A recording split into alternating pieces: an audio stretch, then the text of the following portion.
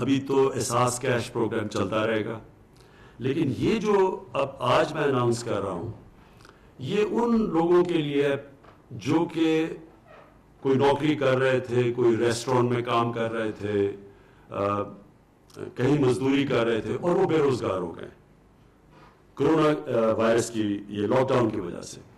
تو ان لوگوں کے لیے جو بھی بے روزگار ہے، ہم آج آپ کے سامنے ایک ویب سائٹ کا ایڈریس دے رہے ہیں، اناؤنس کر رہے ہیں ایک ویب سائٹ. اس کے اوپر آپ کوئی بھی رجسٹر کر سکتا ہے، لیکن اس کو یہ ثابت کرنا پڑے گا، کوئی کہیں بتانا پڑے گا کون سے کس کے لیے وہ کام کر رہا تھا اور کب سے وہ بے روزگار ہوا ہے. صرف یہ اسے بتانا پڑے گا اس ویب سائٹ کے اوپر.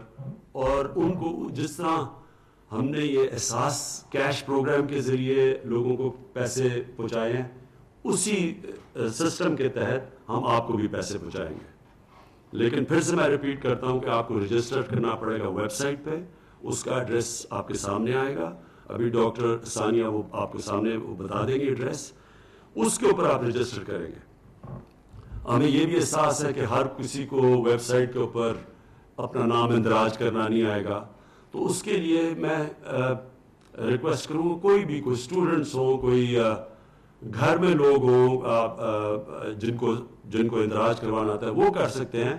میں اپنی ٹائیگر فورس جو کہ ہماری اس وقت 10 لاکھ سے زیادہ ہے، ان کو بھی میں کہوں گا کہ ہر یونین کاؤنسل کے اندر آپ بھی اس طرح کے مستحق لوگوں کو جو بے روزگار ہوئے ہیں آپ ان تک پہنچیں اور آپ بھی اندراج کروائیں ان کا جو بھی ان کا جو آئی ڈی کارڈ اور جو ریکوائرمنٹس ہے